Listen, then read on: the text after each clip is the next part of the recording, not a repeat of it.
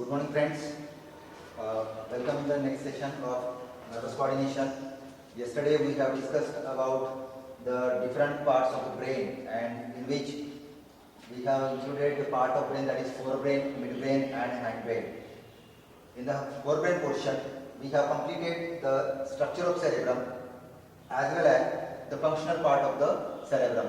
Means this is the higher center of the brain. We can say that it is the largest and the higher center of the brain, where most of the activities can be controlled there, whether it is sensation related or it is responses related. So you can consider the motor, association as well as the sensory parts will be included as a portion of this forebrain.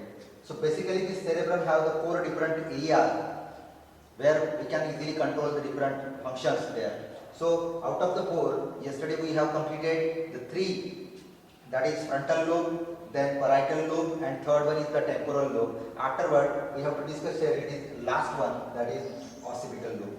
So in the previous session we have completed the different locations where we have controlled the different activities. Likewise here it is also, the occipital lobe is also responsible to control the different activities here. So which part of the occipital lobe is responsible to control the particular activity? So that we have to see here. What happened? Occipital lobe can be again divided into the 2 portions. One is the sensory vision area and second one is association vision area. इसको समझना है आप लोगों ने. यहाँ पे एक word दिया गया है सेंसरी. इसका मतलब क्या होगा? मैंने कल आपको मीनिंग बताया था कि कौन से पार्ट को हम सेंसरी बोल सकते हैं. So the part where we can receive the stimulus coming from the environmental condition is known as the sensory one. तो यहाँ पे आप देखेंगे ऑसिपिटल लोब में जो टोटल एरिया हमने डिस्ट्रीब्यूट किया है उसमें से कुछ पोर्शन ऐसा रहेगा जो कि सेंसरी नेचर का है. और सेंसरी है इसका मतलब क्या होगा? विजन से रिलेटेड जो भी स्टिमुलेशन प्रोवाइड किए जाएंगे उनको रिसीव करने का काम यहाँ पे किया जाता है. सेकंड है एसोसिएशन. एसोसिएशन का मीनिंग मैंने क्या बताया था कि जहाँ पे प्रॉब्लम सॉल्विंग कैपेसिटी होती है, रीजनिंग होता है, परसेप्शन होता है, एनालिसिस होता है, जजमेंट होता है, मेमोराइजेशन होता है, ये सब चीजें हम यहाँ पे इंक्लूड करेंगे. तो sensory vision area where we can receive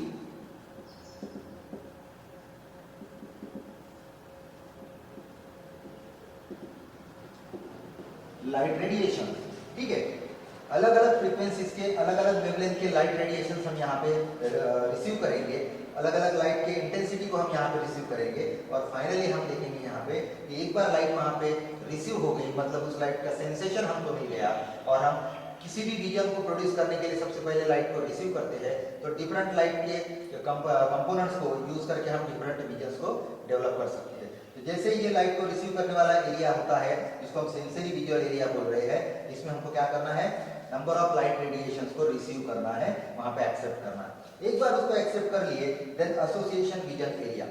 मैंने जैसे अभी भी बताया था एसोसिएशन मतलब क्या होता है? जजमेंट होता है, परसेप्शन होता है, एनालिसिस होता है.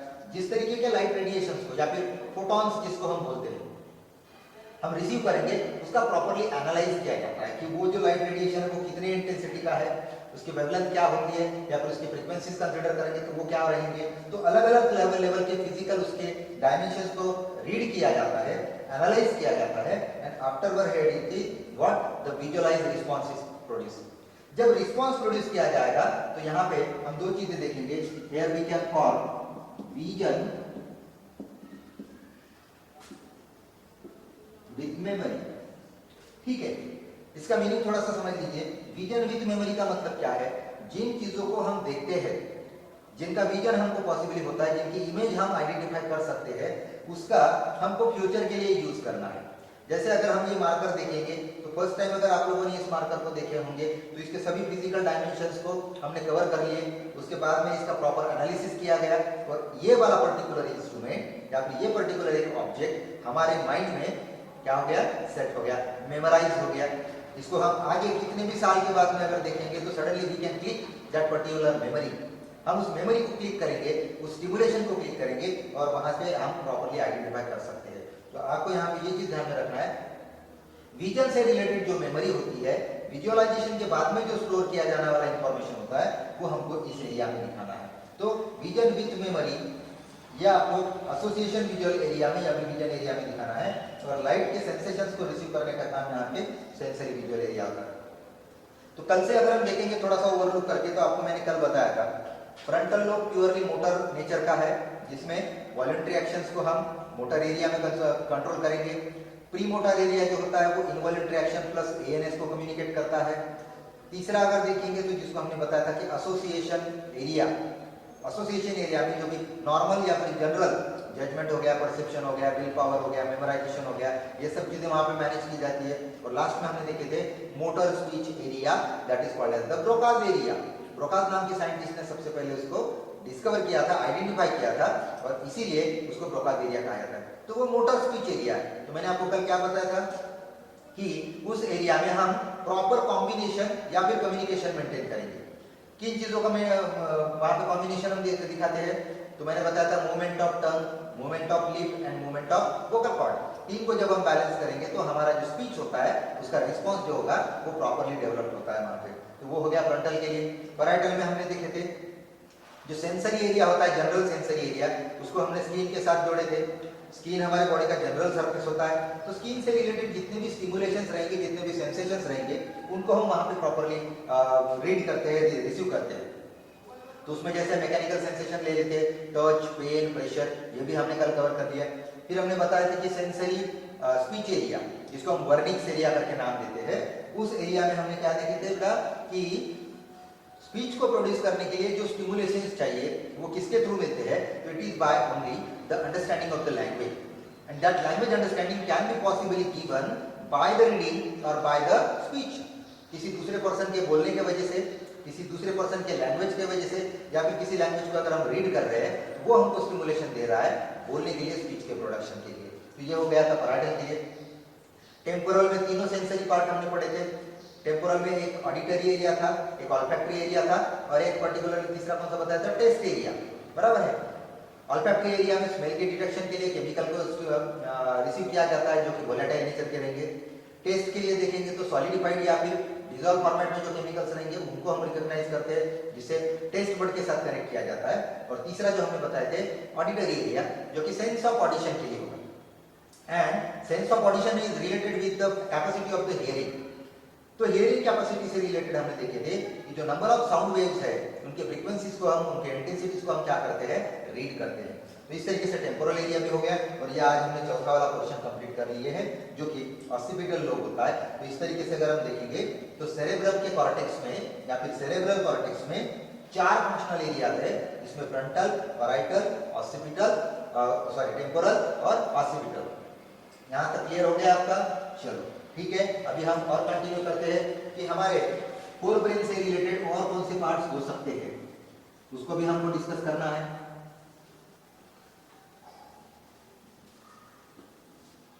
ठीक है, सेरेब्रम को निकाल देंगे यहाँ से।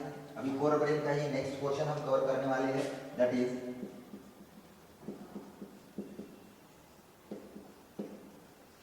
Olfactory lobe. अभी मैंने बताया था कि टेम्पोरल लोब से रिलेटेड या फिर टेम्पोरल एरिया में एक सेंस ऑफ ऑल्फैक्शन वाला एरिया है, हम उसको कोरिलेट करेंगे यहाँ पे। ये होता कहाँ पे है, तो बेसिकली अगर देखेंगे तो हमारे ब्रेन का सबसे लार्जेस्ट वाला पोर्शन है सेरेब्रम। अगर मैं इसको सेरेब्रम कंसीडर करता हूँ तो ये सेरेब्रम सभी ब्रेन के बाकी के छोटे छोटे पोर्शन को क्या करता है, कवर अप करता है। ठीक है, तो हमको ऑल्फैक्टरी लोब कहाँ पे मिलेगा, it is just below the cerebrum at the extreme centre. तो आप अगर ऐसे ऊपर से इसको कवर करोगे, ऐसे कवर करके देखोगे तो नीचे से यहाँ पे आपको 2 छोटे से लोब दिखेंगे। ठीक है, अभी हम उस लोब को इस तरीके से इंडिकेट करेंगे, इस तरीके से हम दिखाएंगे, या फिर हम ऐसे भी दिखा सकते हैं। और हम सेरेब्रम को यहाँ से कवर करेंगे। ठीक है, ये कवरिंग प्रोवाइड करता है, आउटर साइड्स की कवरिंग, और नीचे आपको एक्सट्रीम सेंटर में अगर हम उसको वेंट्रल साइड से देखेंगे उल्टा करके, तो यहाँ पे हमको कहीं ना कहीं 2 लोब दिखेंगे। अभी ही दोनों लोब को हमको फंक्शनल पार्ट के साथ कनेक्ट करना है। इसमें 2 कंपोनेंट्स हमको पहले स्ट्रक्चरली देखने पड़ेंगे। पहला कंपोनेंट है, this is called as olfactory bulb. ठीक है। And the second portion is called as olfactory tract. तो एक्चुअली अगर हम देखेंगे तो हमने न्यूरॉन के साथ क्या देखे थे कि न्यूरॉन में भी इस तरीके की अरेंजमेंट होती है, बराबर। ये वाले होते हैं डेंड्राइट्स, ये रहेगा साइटोन और ये रहेगा एक्सॉन। तो इसको हम कंपेयर करेंगे तो यहाँ पे स्पेशली क्या क्या होता है। ऑल्फैक्टरी बल्ब वाला जो क्वेश्चन रहेगा, यहाँ पे हमको दो चीजें इंक्लूड करनी है as a part of neuron. तो यहाँ पे हम लिखेंगे साइटोन प्लस डेंड्राइट, ठीक है, या फिर डेंड्रॉन बोलेंगे। तो ये जो डेंड्राइट्स है वो कहीं ना कहीं आउटर रीजन की तरफ, सेंसरी पार्ट की तरफ जाएंगे। और जो ट्रैक्ट वाला पोर्शन होता है यहाँ पे हमको दिखाना है स्पेशली क्या, तो वो रहेगा एक्सॉन। क्योंकि हमने न्यूरॉन के स्ट्रक्चर के टाइम पे पढ़े थे ये चैप्टर में कि जो डेंड्राइट होता है वो सिर्फ और सिर्फ स्टिमुलस को रिसीव करने का काम करता है, सेंसेशन को रिसीव करने का काम करता है। साइटोन जो रहेगा वो सेल बॉडी का पोर्शन है, न्यूक्लियस के साथ एसोसिएटेड होता है, निसेल्स ग्रैन्युल्स होते हैं। इसीलिए वहां पे हमने क्या देखे थे कि एनालिसिस का काम किया जाएगा, उसको कंडक्ट करने का काम किया जाता है, और उसका रिस्पॉन्स जो बनेगा उस रिस्पॉन्स को कैरी करने का या फिर कंडक्ट करने का जो रोल है वो एक्सॉन को दिया जाता है। तो हम क्या देखेंगे, अगर ये न्यूरॉन है तो यहाँ पे एक्सॉन रहेगा, यहाँ पे सेल बॉडी रहेगा, और इस तरीके से हम देखेंगे डेंड्राइट्स है। तो ये जो डेंड्राइट्स है ऑल्फैक्टरी बल्ब के थ्रू ये फाइनली कहाँ पे कनेक्टेड दिखाएंगे हम, it is related with the nose. ये हमारे नोज के साथ कनेक्टेड है। और नोज अगर हम देखेंगे तो नोज में क्या होता है, नेजल एपिथेलियम का पोर्शन होता है जो सेंसरी नेचर का है। तो सेंसरी नेजल एपिथेलियम वाला जो पोर्शन है जहाँ पे हम ब्रीदिंग के टाइम पे जब गैसेस मॉलिक्यूल का एक्सचेंज करते हैं उस टाइम पे हमने देखे थे कि वहाँ पे एयर का इंटेक होता है और उसी एयर के थ्रू हम फाइनली स्मेल को डिटेक्ट कर सकते हैं। तो होता क्या है, नोज में जो एयर का कॉन्टैक्ट होगा, ठीक है, ये हमारे नेजल एपिथेलियम के पास में आएगा। नेजल एपिथेलियम के साथ एसोसिएटेड हमारे ये डेंड्राइट्स होते हैं जो कि सेंसरी पार्ट रहेंगे, और इसके साथ कनेक्टेड ये ऑल्फैक्टरी बल्ब में रहने वाला सेल बॉडी का पोर्शन होता है। और ये जो सेल बॉडी की बात में एसोसिएटेड एक्सॉन है, ये अभी हमको दिखाना है। This is the area which is connected with the temporal lobe of cerebrum. तो हम दिखाएंगे this is the part of cerebrum, ठीक है। तो कहीं ना कहीं हमको ये दिखाना पड़ेगा कि जो अभी अभी हमने टेम्पोरल लोब पढ़े थे, जो टेम्पोरल एरिया पढ़े थे, उसमें जो ऑल्फैक्टरी एरिया था वो अभी इस ऑल्फैक्टरी लोब के साथ कनेक्टेड रहेगा। तो न्यूरॉन का इस तरीके का डिस्ट्रीब्यूशन हमको इस क्वेश्चन में दिखाना है। तो सेंसेशंस यहाँ से कैरी किए जाएंगे, इसको एनालाइज करके हायर सेंटर्स की तरफ लाया जाता है और फिर इसको डिटेक्ट किया जाता है कीमो सेंसेशन के फॉर्मेट में। तो मैंने जैसे बताया था आपको कि केमिकल सेंसेशन हम कौन से फॉर्मेट में करेंगे, तो वोलेटाइल फॉर्मेट में, गैसियस फॉर्मेट में करेंगे। इसकी एक स्पेशलिटी है, स्पेशलिटी ये है कि ये हमारे सेरेब्रम के साथ तो कनेक्टेड है जो कि हायर सेंटर का पार्ट है, लेकिन इसमें आपको एक स्पेशलिटी बाकी एनिमल के कंपैरिजन में देखेंगे as compare to the other animal, other vertebrates, other mammals, उसमें ह्यूमन में साइज जो होता है वो स्मॉल होता है। ये ह्यूमन में स्मॉल साइज का रहेगा। जैसे आप एग्जांपल ले लीजिए कंपैरेटिवली डॉग, ठीक है। डॉग जैसे एनिमल हम देखेंगे which are generally most of the time dependent on the smell, वो स्मेल के ऊपर ही डिपेंडेंट होते हैं। उनके बाकी के सेंसरी ऑर्गन के कंपैरिजन में देखेंगे ये जो स्मेल का जो पोर्शन होता है ये बहुत ज्यादा एक्टिवेट होता है। हम उतने स्मेल के लिए डिपेंडेंट नहीं है क्योंकि बाकी के सेंसरी ऑर्गन हमारे लिए बहुत ज्यादा एक्टिवेटेड है। दूसरी चीज देखेंगे हमारा ब्रेन बहुत ज्यादा डेवलप्ड है, इवॉल्व है comparatively to the other mammal, और इसीलिए हमको यहाँ पे स्मेल के ऊपर डिपेंडेंट रहने की जरूरत नहीं है, जो कि शायद आपको बाकी के लोअर ग्रेड ऑफ मैमल्स में देखने को मिलेंगे। और इसीलिए हमारे बॉडी में जो ब्रेन में ये वाला पोर्शन लोकेटेड रहेगा, इसमें ये जो ऑल्फैक्टरी लोब वाला पोर्शन है ये आपको स्मॉलर साइज का दिखेगा as compare to the other. तो ये हो गया second part of the cerebrum, sorry forebrain. अब नेक्स्ट क्लास में फिर देखेंगे वहां पे third portion that is the diencephalon. And अगर ये आपको टॉपिक में कुछ डाउट्स आते हैं तो आपको उसको पूछना है, क्लियर करना है और पढ़ते रहना है, ठीक है। Thank you.